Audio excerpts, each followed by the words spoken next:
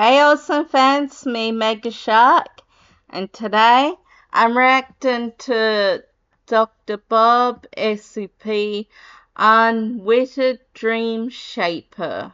The Dream Shaper was barricaded in his bathroom, his back pushed against the door. Sweat dripped down his face, the kind that comes with sheer terror. God. If only the door can hold a little longer, he'd be able to buy himself just a few more seconds. Oh my goodness. Boom, boom, boom. That's not good. The door rocked in its frame. The floorboards warped under the massive weight of the monster on the other side. The Dream Shaper's heart thundered. Nausea bubbled up in his gut. He could hear the voice slurring, liquid tongue moving over liquid teeth. Oh my God. Open the door. No. You never do anything right. Don't open that door. It was a revolting sound, like ooze being forced through a pipe. Another thump, and the door splintered. The Dream Shaper was flung towards the cold tiles of his bathroom floor. He turned just in time to see the monster bulging into the room behind him. Nearly 8 feet tall, a hideous, bulbous humanoid creature made of murky slime. Yeah, look at my slime glue. He didn't get to finish his sentence. The hand clamped around his face, vice-like. He felt that awful, familiar burning sensation from being in contact with the slime. The creature pulled him into a bear hug, forcing the acidic slime to cover the Dream Shaper's body, eating into his skin, his flesh, and soon, his bones. Oh my God. He'd scream, but his jaw, tongue, and lungs were already gone. He closed his eyes and waited for the inevitable. He woke up screaming, like most mornings. When his heart settled, he got up and trudged into the bathroom. The door was still broken. He'd pay to get it fixed later. Just another thing on the endless list, he thought, as he brushed his teeth. So it's the SCP. Work was terrible, as always. His manager screamed at him until he was red in the face about some report not filed, some quota not met, some butt not kissed. The Dream Shaper had gotten good at nodding and apologizing. Not that it ever ended the degradation early. You never do anything right. His boss barked at him in front of the entire bullpen. That night, the Dream Shaper was cooking some instant noodles in his cramped kitchen. He shuddered as he saw a fat cockroach scurrying across the floor and up the wall. He'd sent who knows how many emails to his landlord about it, but he never heard back from them. It seemed like the infestation in his building was only getting worse. Just as he'd finished pouring his boiling water into the dry cluster of noodles in a plastic cup, he heard more scuttling inside one of the low-level cabinets. Great, more bugs, he thought. He leaned over and gingerly slid open the door. The last thing he was expecting was a living tide of hideous rats to come surging from the cabinet, immediately crawling up his legs and digging their long yellow teeth into his flesh. He fell onto the ground, screaming, as the carpet of hungry fur covered him, tearing him to shreds.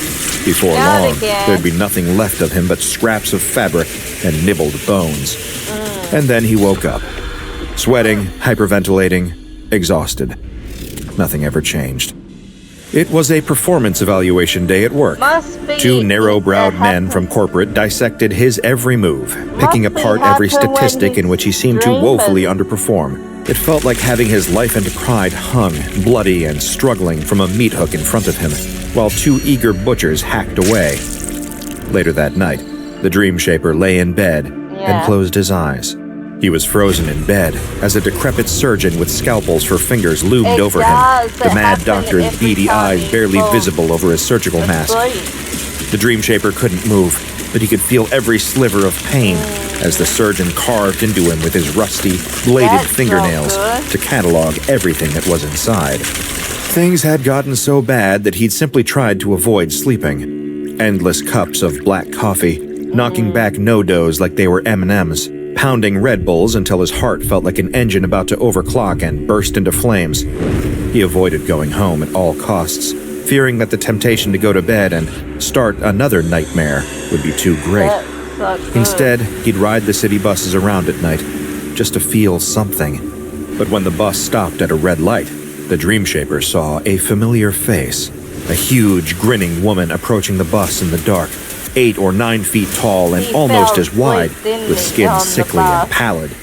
She held a long, filthy tube gripped in one of her enormous hands. Yeah, he She fell grinned her asleep. idiot grin and waved it for emphasis. In a previous dream, she'd shoved it down his throat and pumped so much hot white liquid into him that his stomach had burst. The thought made him want to vomit. He ran to the driver and told him to floor it, but as he approached the bus's cab, the driver disappeared. The woman with the tube was outside the door now, forcing her fingers through the closed divider, trying to pry it open. The dream shaper screamed and woke up. A woman was sitting next to him, looking concerned. Oh, right, he recognized her. It was the nice lady from accounts at work. He'd always wanted to strike up a conversation with her, but he'd never plucked up the courage. He figured that everything that was going on in his life would make any kind of intimacy effectively impossible. But here, on the bus, in the warm glow of relief that the big woman had disappeared, they had a warm and earnest conversation. One that almost made him forget what a living nightmare, literally, his life had become. By the end of the conversation, she surprised him by asking whether he'd like to go grab dinner sometime, her treat. And perhaps despite himself, he said yes. Maybe it could be the first step to getting his life back on track, finding somebody who believed in him. Someone could find out about his weird, insane problem and help him find a solution. Anything seemed possible. Anything. The dream shaper was woken by a rotting, leprous old woman lunging down his hallway towards him and digging her filthy fingernails into his skin. She cackled in her mud-caked throat as she prepared to peel him like an orange. He sprung up, alone, in his bedroom, his clothes and bedsheets stained with sweat. He glanced at the clock and dragged himself out of bed. The date was one of the high points of his adult life. They went to a new Vietnamese restaurant that had opened up in town, enjoying some bowls of pho and knocking back a few drinks. They laughed and chatted and discussed their lives, even finding out that they'd actually grown up in the same small town, just going to different schools before moving out into the city. He was able to live in the fantasy of a normal life until the date came to an end, and the woman asked if she'd be able to come back to his place. That felt like taking an arrow of ice through the heart. Should he break it off and potentially upset her? Or bring her back and drag her into the firing line of the monsters that came for him every night? He decided on a half measure. He brought her back to his place, but told her that he'd need her to sleep on a fold-out sofa bed because of his night terrors. He was worried that that would be a deal-breaker, but strangely, she actually went for it. Maybe if he was in the middle of one of his episodes, she could wake him up and save him again. The dream shaper woke up in the middle of the night. Nothing. So far, so good. He went to the bathroom. No lingering monsters, no rats, no vicious blob men. Maybe this woman was his lucky charm, the key to him actually living a normal life. It filled him with such a beautiful sense of warmth and comfort, a feeling he'd never before experienced. As he returned to his bedroom, he saw her laying there on the futon, her back rising and falling softly. He felt the strongest urge to walk over there and lay a gentle hand on her shoulder, a tribute to his guardian angel. So he did. The girl jolted up in an instant, but she wasn't the girl from work. Her eyes were wrong. Her fingertips slit into long, razor-edged claws, and the ruin that was once her mouth was full of broken, shard-like fangs. She lunged at him. All he could do was scream. The dream shaper lay on a gurney in an immaculate white room, a series of belts strapped over his legs and chest to keep him in place.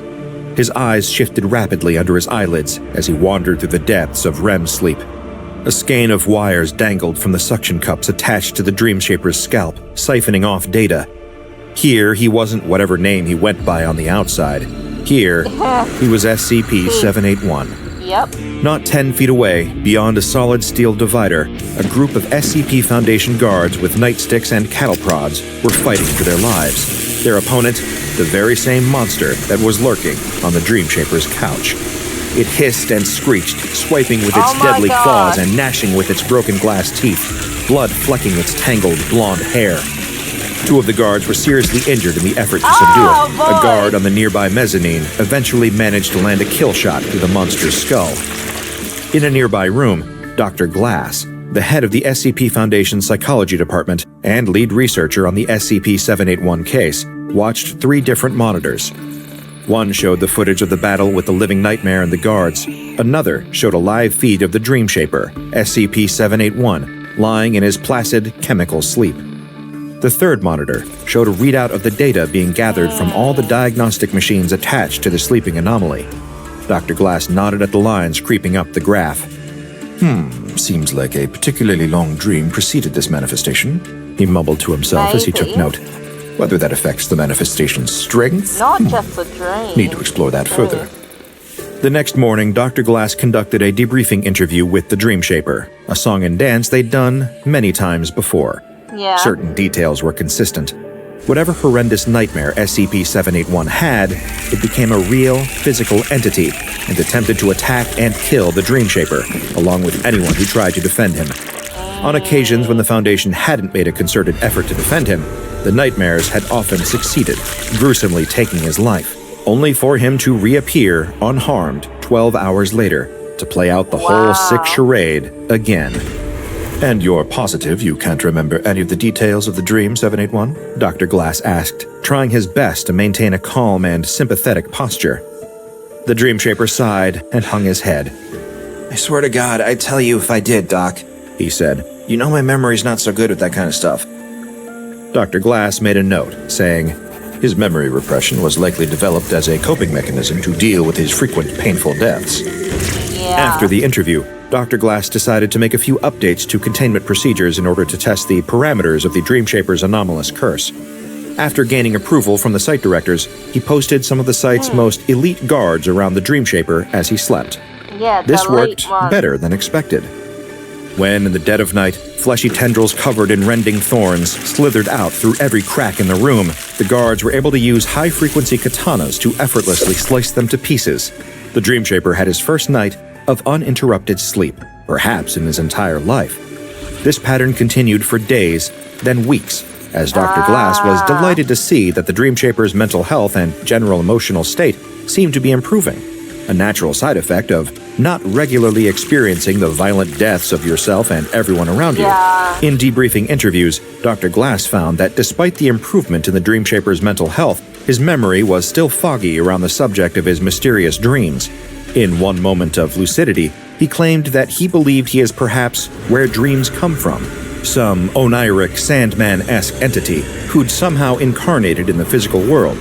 Could he perhaps be connected to the thankfully far less dangerous dreams of all of humanity the world over? The possibilities were staggering. And yet, Dr. Glass, being one of the most mentally intuitive members of Foundation senior staff, couldn't help but wonder whether he was knocking on a door that shouldn't be opened. Given that the Dream Shaper came back every time he died with at least some memories of his time before, Dr. Glass's superiors were floating the idea of turning the Dream Shaper into some kind of reusable D-class subject. Someone who could be put into lethal experiments again and again and again, and give first-hand details of the matter afterwards. To Dr. Glass, it smacked of the darkest forms of curiosity that often led to Foundation cautionary tales. Clearly, his superiors lacked these reservations, as they put one of Dr. Glass's more junior colleagues, Dr. Cooper, in charge of finding out exactly what made the Dream Shaper tick. He conducted a series of intensive interviews with the anomaly, asking him, sometimes with the aid of drug therapy, what he could remember about the contents of the nightmares he was actually able to survive thanks to Foundation intervention. At first, the Dream Shaper was evasive, as usual. He claimed that he couldn't remember anything, like some thick fog was covering these recollections, and he just couldn't make out the shapes on the other side of it. Dr. Cooper pushed, demanding to know more, until suddenly, a dark expression came over the Dream Shaper's face. It was as though some mental switch had flipped, and despite nothing physically changing about the man, Dr. Cooper could almost tell he was looking at a different person now. He made vigorous notes as the Dream Shaper spoke. I'm gonna torture you, he said. You want to know my nightmares? That's gonna be the best way for you to really know, Doc. Dr. Cooper had a follow-up question, but he never got to ask it. The Dream Shaper lunged onto the table and snatched the doctor's ballpoint pen out of his hand and began viciously stabbing him in the throat with it as the unfortunate researcher tried to gurgle out a plea. Guards were quick on the draw, raising their rifles and pumping the Dream Shaper full of lead. But it wasn't fast enough to save Dr. Cooper. When the Dream Shaper reappeared 12 hours later, he had no recollection of murdering the researcher. He actually seemed extremely distressed when Dr. Glass showed him the security footage of the killing taking place. Since then, Dr. Glass has added an official note to the SCP-781 psychological evaluation file, reading, "As this outburst is the first sign of anger or hostility SCP-781 has shown, it is perhaps prudent to refrain from questioning SCP-781 further about its nightmares." Dreams and nightmares can be a quite interesting subject. They can reveal the greatest fears and worries lurking deep within our subconscious. Perhaps things we don't even know are waiting down there in the dark, underpinning our every action, our every thought. The tragic existence of SCP-781 shows what a hellish life you can have when your greatest fear truly is fear itself. One moment, please. Sorry about that. The next time you wake up from a terrible nightmare in a cold sweat, eyes darting between the shadows in your bedroom, just remember, at least your nightmares are the ones you truly can wake up from. Yeah. Now check out the Dr. Bob Patreon and become a... Okay. Now we go this one. Frigid rain fell in great gouts onto the neon-soaked streets of Tokyo. As Detective Satoshi would later remark, it was a perfect night for a murder. But murder wasn't on Akutami's mind as he traipsed down the empty midnight streets under the protection of his black umbrella. Well, except maybe the murder of his boss. You could see the exhaustion in the young salaryman's eyes and the dark circles below them. This was his 5th night pulling a late one at the office. His manager had yelled at him in front of the entire bullpen, reducing him to a quivering, humiliated wreck. Since then, he'd been working overtime with no extra pay as penance. He couldn't afford to lose this job, even if the company works him like a dog. With the rain hammering down on his umbrella, he couldn't even summon the energy to cry.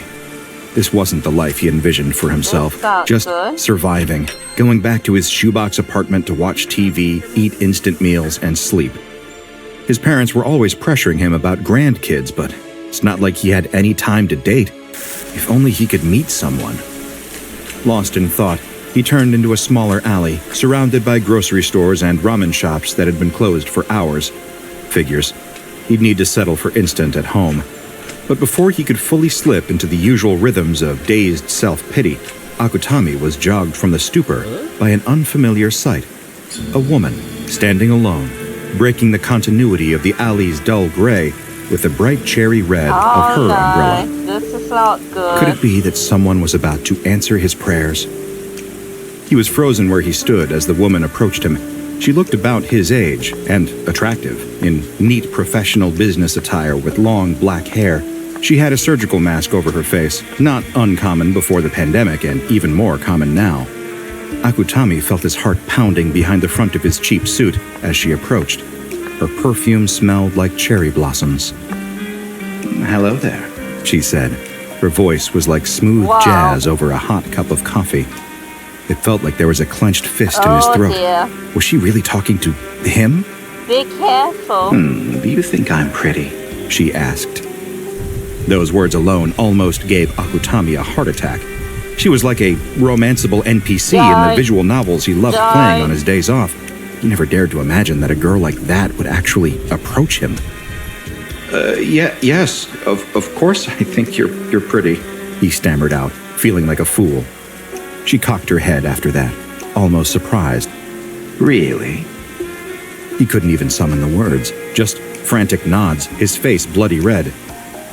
She slowly reached up to her face with her left hand, hooking her finger around the elastic that bound one side of the mask to her left ear. In a fluid, practiced motion, she removed the mask and smiled. If you could call that a smile. "Am I still pretty now?" Akutami stepped back, his umbrella falling from his limp hand and crashing down to the sodden asphalt. His jaw hung open in horror at the sight in front of him. The woman's face was a ruin, her cheeks carved with deep trenches from the corners of her mouth to the back edges of her jawbone, exposing all of her teeth, glistening with saliva.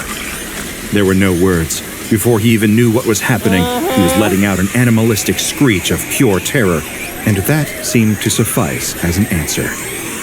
The disfigured woman's hand twisted and cracked, accommodating the splitting and growing of new bones beneath the skin. I think I read that Her she distal does phalanges, smile the bones at the tip of her on fingers them, pressed and out of the that's flesh that and the on nails, lengthening and just sharpening pretty. into razor-edged points in an instant. The last thing Akutami saw was a flash in the dark as those claws whipped across his face and neck, and the ground below rushed up to meet him, the rain sluicing his body into the gutter like it had never been there at all. The thoughts that were fading, trapped in the prison of his skull, were that at least he wouldn't have to go to work tomorrow. The next morning, the entire street was cordoned off with caution tape, an ant's nest of police activity. Detectives took notes, and CSI units collected samples. Nearby, a police commissioner spoke to the press, heading off rumors that this was yet another victim in the crime spree of an uncaught criminal, one the local tabloids were calling the Tokyo Slasher. Let me see his face. I Even want though to it see if was. he's got that smile. Or at least that's what it was to the Tokyo Metropolitan Police Department. To myself and other members of the SCP Foundation, this was another textbook incident caused by SCP-6979. And before I say another word, I invite you to pause for a moment. Everything that you're currently thinking, leave that at the door.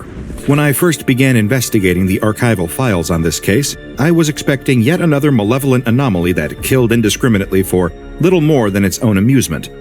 And if you believed that too, I invite you to listen closer. Because nothing could prepare you for the strange and unsettling turns that this particular case takes, I know or the who fact she that is. what seems like a single supernatural killer prowling the alleys of Tokyo is but one thread that leads to some of the darkest parts of Japan's history. With that said, steel yourself. Let's continue. Murders of this nature can be tentatively tracked back to the 17th century in Japan, though of course it's impossible to know which were a result of anomalous means and which were simply human murderers. Thankfully, in the modern era, we have an easy way to differentiate. Attacks from SCP-6979 tend to occur in areas with high concentrations of Akiva radiation, the ambient result of high levels of religious belief. There's also a large number of lambda particles, more on those later, and a generally aberrant Hume level, suggesting a weakening of the fabric of reality itself when the SCP-6979 being appears. Foundation agents also closely studied the files of the Imperial Japanese Anomalous Matters Examination Agency, or IJAMEA. This was the Japanese Foundation equivalent that operated in Imperial Japan up to the end of World War II, when the regime collapsed. Unsurprisingly, Okay. amongst all the other real-life yokai look that the at group all had the files on, different ones. there was considerable documentation on the attacks by a being that sounded eerily consistent with SCP-6979. Of course, anyone with a Yeah. passing familiarity with Japanese urban legends would likely be screaming at the screen right now, waiting for me to say two extremely important words: Kuchisake Onna, known in English as the slit-mouthed woman. She's a Yep. fixture of modern Japanese boogeymen, causing mass hysteria during the 1970s. She There were kill you reports of a 'cause when mysterious you call woman her wearing a pretty. surgical Or mask if you approaching just children call circulating her among the whisper average. network of schoolyards and concerned parents. Supposed encounters with her play out almost exactly like the scenario If they we described find, with if the you just unfortunate call her your salaryman average. Akutami earlier in the case. She'll approach and ask a person, typically a man, whether they think she's pretty. If they say yes, she'll remove her mask and reveal her extensive facial disfigurement. If the person says no or gives any reaction that could be perceived as displeasure, she'll kill them there and then. If they maintain that their answer is a yes to placate her, she'll mutilate their face much like her own, because Yeah, why wouldn't and everyone kind want to of- look pretty? Origins of the legend smile. vary. Some say she was a woman made hideous by botched plastic surgery. Others claim she's the yurei, or vengeful ghost, of a samurai's wife. When she was found in the arms of another man, the cruel samurai slashed her face so that no other That's man what would ever I find her read beautiful of the again. story, was Now that. she prowls modern Japan, taking revenge against lustful men for what was done to her. Only one part of that story is true. She is, in fact, taking revenge, but the one who wronged her certainly wasn't a lover or a samurai. With a working knowledge of what was going on here, it then became the Foundation's goal to figure out a way to contain this vengeful spirit and stop the killings. But there were two problems. The first was that she had a knack for selecting victims in places with no physical witnesses, and the second, that she had the ability to be selectively intangible. It's impossible to put cuffs on an entity that can just disappear. In order to bind SCP-6979, the Foundation was forced to overcome some of their biases against magic and mysticism to work with a local group of interest, the Shushu-in, or Collecting Agency in English. This smaller group is made up largely of powerful esoteric Shinto and Shugendo practitioners. They perform actions similar to the Foundation, but on a much more local scale, relying on traditional rituals and folk methods rather than the technology the Foundation often employs. Working with Foundation resources and technology, Shushu-in experts devised a ritual that would let a mobile task force ambush SCP-6979 and potentially even capture her. They algorithmically selected the most probable location for an SCP-6979 emergence. Then, they arranged a team of task force operatives wearing special visors that would prevent the anomaly from automatically detecting she was being viewed by a third party. A member of D-Class personnel was selected as the perfect bait. He was provided with a collar that would prevent him from giving in to any kind of psychological compulsion that the appearance of SCP-6979 might cause. He was also given very specific instructions on the dialogue tree of a typical conversation with the anomaly. This way, he could avoid talking himself into his own death before he'd gotten any of the answers that the Foundation wanted. The whole location was littered with both esoteric talismans and Scranton reality anchors in hopes of preventing the spirit from demanifesting in the face of the Foundation's ambush. But the best-laid plans of mice and anomalous containment experts go often awry. As predicted, SCP-6979 did indeed manifest and attempt to do her song and dance with the D-Class. After she removed her mask, though, things got strange. The D-Class did exactly what he was instructed to do, attempting to ask her questions about whether she was the real Kuchisake Onna. Clearly, she didn't much appreciate him changing the topic and immediately getting into asking such personal questions. Despite the attempts of the mobile task force and their ritually strengthened equipment to stop her, she began to disappear again. Worrying that failure could mean death, the D-Class panicked, reached out, and grabbed the anomaly. She didn't attempt to kill him. Instead, he just phased out of existence with her and was declared dead when he didn't appear again. Oh my god! For a couple of months, anyway. Because the most shocking thing that happened, and the first major twist in this case, was that the D-Class reappeared, and he reappeared with video footage. So begins the first bizarre twist in our tale, but not the last. As was standard procedure for these kinds of operations, a small GoPro-style camera was fixed to the D-Class before the ambush attempt in order to gather the maximum amount of data in the event of a catastrophic outcome. When the D-Class regained a sense of consciousness after demanifesting, he realized that he was in what seemed almost like a dark mirror to the Tokyo he knew. Old-fashioned machiya houses, a blood-red sky, black water, the ground covered in a static flurry of ash and soot, and he wasn't alone. It was SCP-6979, but she looked different in a number of subtle ways. Instead of modern attire, she was wearing a shiro shozoku, an old-fashioned burial kimono. Her hair was longer, both of her hands had become claws, and nothing covered her scarred face. Strangely, though, while she was confused that the D-Class was there, she didn't seem aggressive, just standoffish, accusing him of being a servant of the Emperor. But as the D-Class continued to follow SCP-6979 around this strange alternate dimension, he began to discover some fascinating things. The place where he was now trapped was Momonokai, the domain of the yokai, a spiritual counterpart to the world of flesh that the rest of us inhabit. The entities of this world don't, as a matter of course, prey on humans, but they require human belief in order to survive. The Lambda particles, the Foundation learned, were the metaphysical traces of folk belief as a concept in humans, and SCP-6979 had, in essence, taken the form of Kuchisake Onna in order to preserve belief in herself. But what had happened to the world of Momonokai? Why was it a desolate wasteland? These were questions that the anomaly herself knew the answers to, but discovering the truth led the SCP Foundation to some extremely disturbing conclusions. It turned out that this vengeful spirit had every reason to want to get revenge on the human world.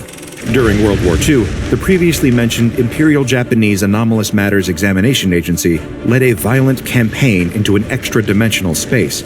They slaughtered countless inhabitants and enslaved up to 1,000 entities to create what they called the Yokai Battalion, weaponized Japanese spirits intended to terrify and kill victims in occupied China. It seemed like an excellent idea to the nationalistic sensibilities of Imperial Japan, but it would soon prove to be a disaster.